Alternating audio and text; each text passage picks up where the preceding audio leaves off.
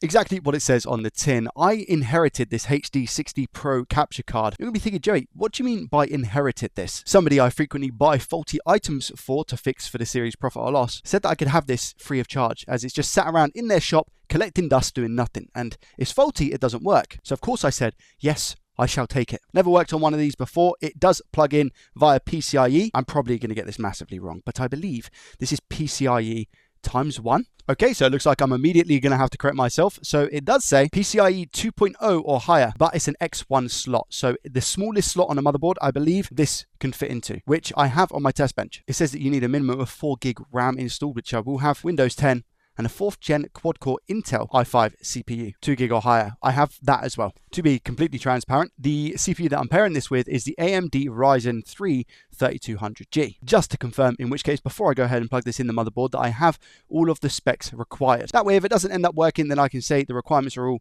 ticked off. Well, Joey, exactly what is this contraption? Here's my Xbox, for example. I take the HDMI cable from the Xbox, I plug it into the capture card where it says in. That all gets like processed in here, and I can use OBS to capture the image from my Xbox, and then to get that onto my monitor, I have the out HDMI going into the monitor itself. So real simple terms, I could play any console that has HDMI output and record my gameplay. And I think the biggest selling point of these back in the day, because this is a little bit outdated now, was the latency. It was pretty much next to nothing. Let's go plug this into the test bench. Right then, welcome to the setup. This is JDT's first ever test bench, I guess. I've got it up in the loft. So first things first, we look on our motherboard. I've got an X1 slot here, but it says a 3 next to it, and PCIe, I'm pretty sure, is backwards compatible. So if I go ahead and plug in the card into that slot, it should be on the PC. Hopefully you're going to be able to see everything I can. In which case I took to the website for Elgato, the HD60, and I've installed the recommended drivers for it. So it's all installed, ready to go. But unfortunately, if I go into Device Manager, I can't find it anywhere. And what I'm going to do now is take it out of the motherboard. It doesn't refresh this list, you know?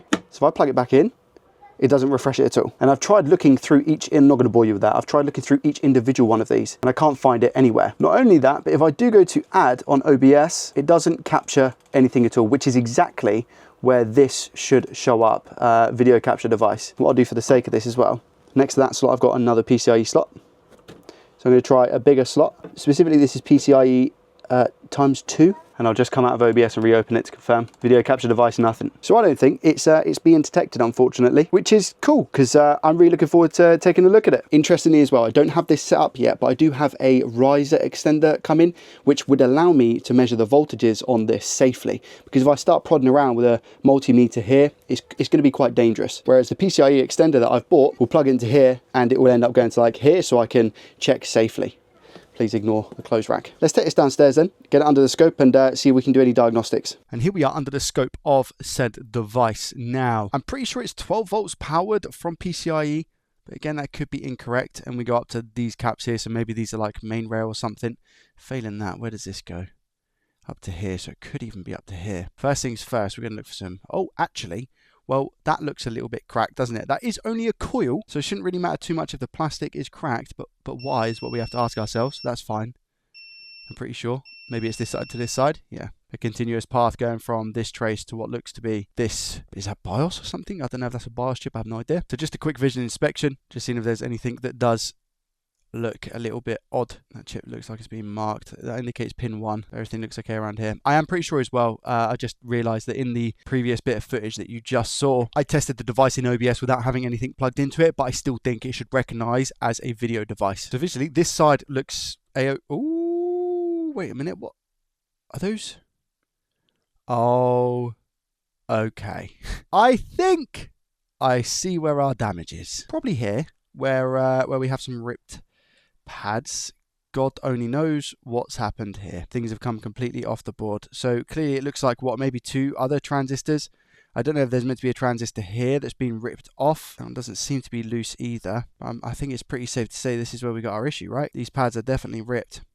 And we have a component missing here. I'm going to guess it's pretty much the same as what we have up here with this component. I don't know if the component's going to be exact, but potentially, you know, we might just have a resistor that's meant to go here with 2 of these like transistors. Now as well, looking at this, getting our focus right, I think I can expose whatever trace that is there. So I don't think that's going to be lost, which is nice. That is on a trace here. This looks like it's ground. This one also looks like ground, as well as maybe this one? I have no idea. This one might be a trace, actually. Yeah, I think it is. I don't know where this one goes. I don't know if it goes into this leg here or whether this is the trace just here. But I think that's where we might be having our issues, hey? Well, I guess then at least that saves me looking around for any shorts, right? It's just trying to get to know exactly what components are meant to be here. Could just be 3 of these, couldn't it? What does this resistor measure as well? Let's see. Resistance mode. Assuming they're going to be the exact same. 4K, 4.3K to be precise, but that might not be 100% accurate because I think it's a little bit of a weird reading, but it might be because something's missing here as to why this is incorrect. But I'll have to take it off the board anyway to confirm exactly what it is, what size, just in case being on the board is affecting it. Now, before I get too happy thinking it is just going to be those missing components here, I'm going to take off what I think is the heatsink to the back of this and just make sure there's nothing missing on the other side. I don't think there will be because this clearly looks like it's been dropped or hit or something. It will be good just to confirm on the other side that we don't have any issues there as well. Oh, it's not a heatsink, it's just a shield, I guess. Wow, look at this, pretty cool. Really cool. A 10-bit chip, no idea what that is. We have an ITE chip here, which is most probably going to be some sort of power management IC. Do we have another one for... No, we don't have another one for here, do we? PT or P15C chip there as well? I mean, everything looks okay on the back of the board. Samsung, this will be our RAM, I imagine. Everything on here looks like... What, a motor? What's that? Is it going to be some like audio chip, ironically? Or everything on the back seems fine. There doesn't seem to be any crack components or anything like that. So I think we are solely dealing with this area right here. It looks like this track here is linked directly with this track. I'm going to see if I can find any documentation that will lead me to the answers that I need. I looked around for a bunch of time and I can't find anywhere online that has good enough pictures for me to tell exactly what components it is that I need to get this Elgato up and running. I even went to the Discord with some photos. This is the best picture I could find, but again, it's just not zoomed in enough. But I mean, it does look like they're different colors down here as well. I said in the Discord that I do have these transistors. I've got about 10 of them. No idea what they do, what values they provide, but they do fit. So there's that. I did, however, opt for option B. Purchase one. I have purchased another one of these cards that is supposedly working, and what I should be able to do is take the components from this and place it on this one first off. That's the first thing I'm going to do. If I then get it up and running and working, I should be able to order some of those components online to replace them on either this one or the other one. So there will be a pause on this video for the time being until I have that Elgato in my hands, which for me is going to be a few days, but for you is going to be now. Why, hello, here it is. This is what the components are. We've got GO4FD and we got 7Z081. This one seems to be the same as the one on the top right. We also need to measure the value of this capacitor as well so we can get that replaced. I am thinking, however, what we do is just transfer those components over to the dud PCB that we have here first, just to make sure that it all works. Then I can go ahead and just reorder these components and put them onto this working board. I still also need to confirm what trace goes where. I mean, it still looks a little bit tough to see, but we've got a job to do on this board. First of all though, let me go ahead and plug this into my test rig upstairs in the loft and just make sure that it works, because if it doesn't, it's not good. Here I've plugged the Elgato straight into the test rig, and on Device Manager we can see that it is recognized. I've double checked all of the driver stuff as well, and I can say that it's all up to date. I then go into OBS, select our video capture device, and I can see that the Elgato is there, meaning it's all working as it should. Now let's crack on with some soldering.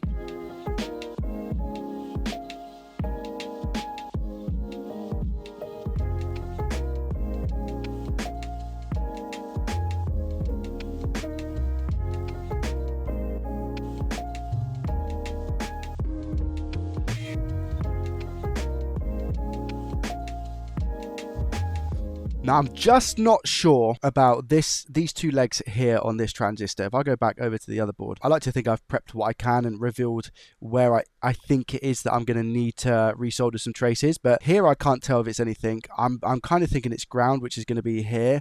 And the same with this one. I think that's also ground. I can't see a trace going into it or coming out of it or whatever. And I'm pretty sure this is the ground side of the cap. But again, I'm going to measure it here as well just to confirm. So if I take my multimeter, which you can see in the top right hand corner of your screen right now, I'm going to measure it here and here on the other board, and I should, if my theory is correct, get ground. Actually, looking on this board, the cap looks like the top of it is something. Yeah, 0.5. Okay, so this side is ground then. Okay, starting with that, let me go back to it. The trace goes here this way. Look, the trace goes here, and I believe it's connected. Oh, it's not connected to this one because that's a different one, but I think this side is the pad itself, so I need to expose here and just solder to ground, which is here. Back to our working board then. Is this ground?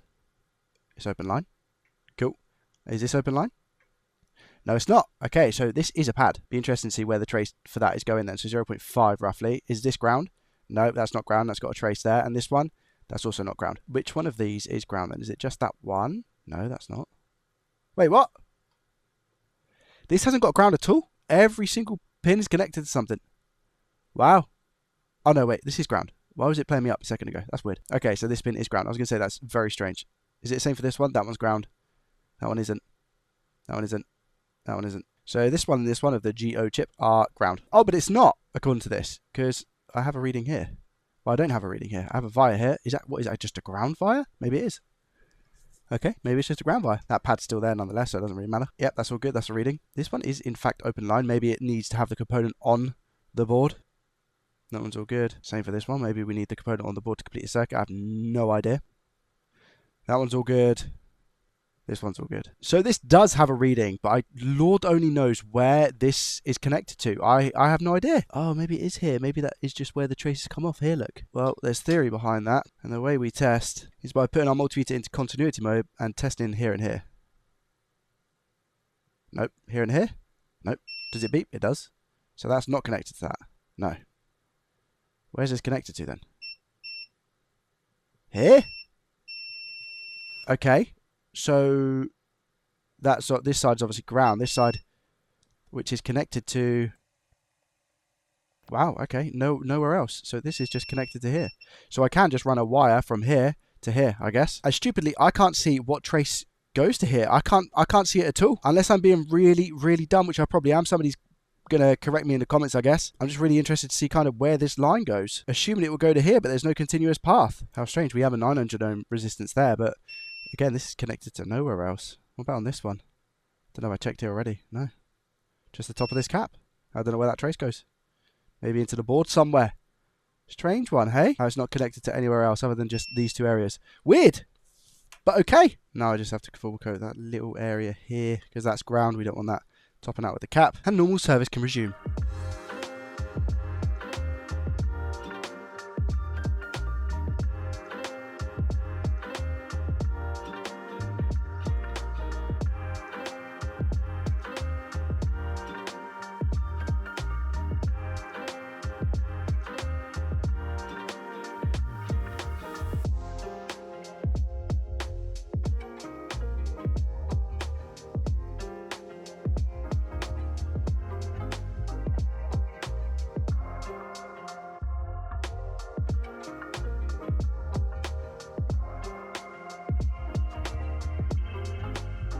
Now I'm just going to confirm that everything sort of lines up where I need it to. Again, no, I'm not getting anything from that cap because I don't think the component's not on there. Is my sort of logic anyway. Yeah, that's good. Yeah, that's good. Yeah, that's good. That one's ground. Line up with this one? I don't know. I haven't sorted this one out. This is one that I also need to do. I've just realised.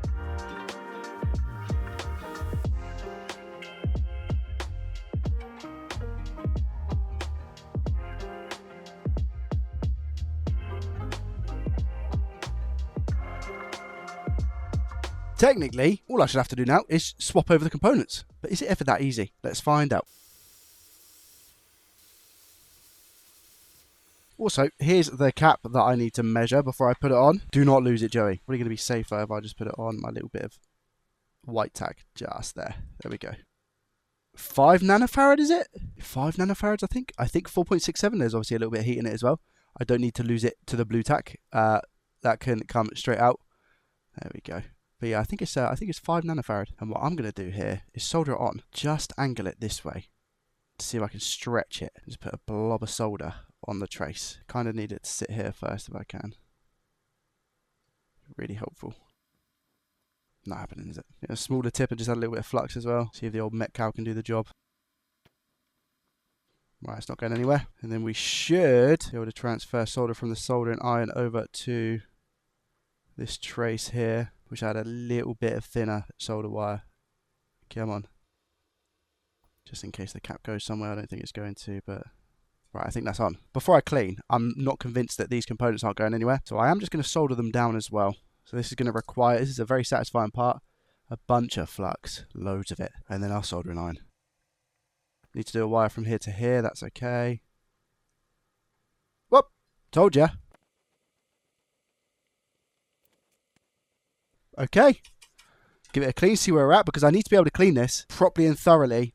And if any components fall off in the process, they were not fit for purpose.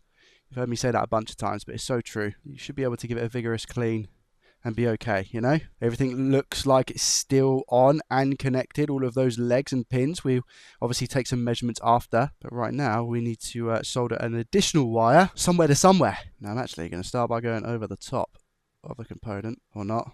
Where are you going?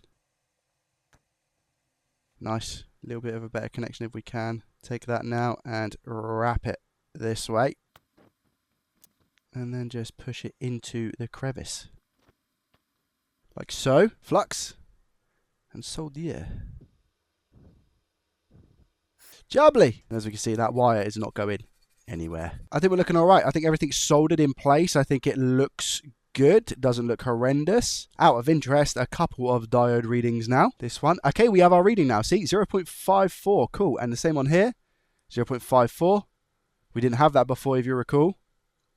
Here is ground, which is why I don't need to worry about this pin here. This is loose, as we can see, but we don't need to do anything about it, in my opinion. Here is 0.4. Here 0.4. Here is ground. 0.48. 0.48. 0.4 and finally 0.43. Wicked! I'm ready to test, but I am super nervous. Let's give it a go. Here we go. Excuse the shaky hands. PCIe device. Why has that got an exclamation mark? So it's recognized because it should be in game controllers here, but it's not. It says PCIe device. Wait there. Scan for hardware changes. The other one didn't do this. It was literally plug and play. No magic smoke. It's taking ages. What are you doing? What are you scanning? Can't even end the task. This thing is unstoppable. Okay, PC hard restarted. I don't know if I bricked anything. We're about to find out though. Here we go. Device manager. Does it say PCIe blah blah blah? It doesn't. It doesn't say PCIe blah blah blah. If I click this drop down and it shows, I'm gonna be so happy. Yeah, let's go! Game Capture HD60 Pro. Wait there. Let's load up OBS. Get the final confirmation. Video capture of. Oh no, not now. Video capture device HD60 Pro. That'll be the old one that's greyed out. This is the new one. Lovely jubbly. It doesn't have the HD60 screen there, does it, though? That's the only thing. I'm gonna have to test this. Let me get my Nintendo Switch. Got the green light down here, which means it's connected up to the dock and should all be working fine. However, it's not having it. It's being a cheesecake. It does now say no signal, which is good because it didn't say that before. And if I go into the configure video settings, I can configure stuff, but it just says no signal. Now the issue being, I don't know if that's because I've plugged in the device, but I haven't got anything hooked up to the out, so I don't know if it requires the out to then capture something on OBS. I'm not sure. I personally have a Camlink Pro, which automatically detects HDMI because it's plugged in, but it's not a pass-through, so I don't need another monitor for it to go to. It just captures my DSLR cameras with the HDMI coming in. I'm not used to this piece of technology. Right, I've just been downstairs to grab this telly, so now I can actually test the pass-through, and it's no bueno. Also, nothing's coming through on here. However, watch this, right? I push the power button on the Switch to get the green light. Look what happens. It says Player 1 Nintendo Switch on the TV, but no display. So what's going on here? And again, nothing on the actual screen of OBS either. I don't think I've got the ins and the outs the wrong way. I imagine the HDMI coming from this console goes into the in, and then it portrays an image to the TV. But I will swap them just in case. So they've now been swapped around on the Elgato, and interestingly, it says the same thing, Nintendo Switch Player 1, but it can't see anything, which is very interesting. So I don't really know what to do now, if I'm honest. Still nothing showing up on here. Stupidly, I also didn't test the other card with a console before I took it apart and used all the chips on this faulty one, but I didn't think I needed to because it displayed. So I'm half tempted to put the chips back on and then test, but I'm pretty sure there's something wrong still with this card. I'll take it back under the scope and see if there's any other components missing. I'll double check. I think I did it at the start of the video. There's no harm in checking it twice. After some closer inspections, is that a split resistor IC? But what doesn't make sense is that this had the shield on it. So how's that even happened? I know for sure it wasn't me, and we've got this little filter here as well that has a chip on it. I don't know how I missed that. Maybe if I look back through the video, maybe I see it, but okay, well, I don't think that resistor's any good. Let me just confirm. Never assume. Never assume. Oh well, nothing. Okay. And the one on the good board, what do we get here? Okay, 5.6K. So it could be messing with the video signal that we have. Let me just take you off the board quick. And also check whilst I'm here if I get anything on. I do. Is it crossed? No. So the coil itself is okay. Fine. Or the filter, sorry. It doesn't go diagonally, which is good. So 5.6K. Where's my resistor book? Nowhere, it's too small. What is it, 0402? I thought it was 0201. Where's my other resistor book? Okay, Mr. Resistor, let's put you on.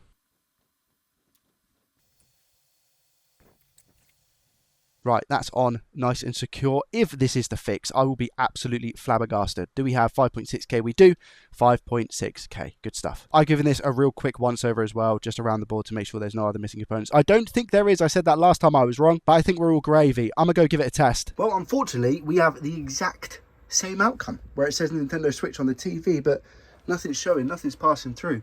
I'm very confused now. I've tried restarting, I've tried uninstalling, reinstalling the drivers, I've tried all the basic stuff, but for some reason, nothing is displaying. I've spent way too long in this board, but the only other thing I could think of, I saw that this little cap here was a bit disheveled, right? Doesn't look great. Now, if I go into diode mode and I measure on this pad here, we get 0.11. On the donor, aka the good board, we get 0.14. So there is a slight discrepancy.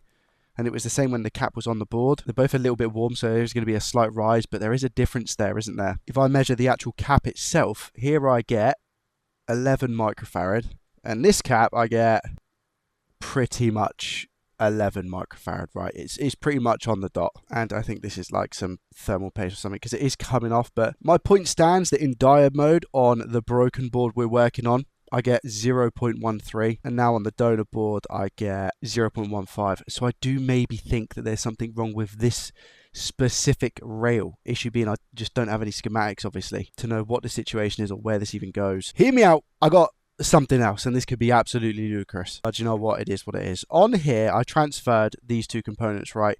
This one here, pay attention to this one, 7Z081. This one is 7Z08H. On the donor, we've got a 7Z081, and I took this component from here, so these two components were matching. So I got a feeling that this component here was meant to be matching this one previously, but they are slightly different. Now if I go ahead and measure here, I get 4.2. If I go back to the board that is quote-unquote working and measure on the same leg, I get 4.4. This could be my little discrepancy that I have. If I measure between here and here, I get 0.7. On the donor that is, again, the good board, I get 0.8. If I measure between here and here, I get 0.87. Same place on the donor, the good board, 1.2. I'm going to swap that chip and see if that resolves our issue.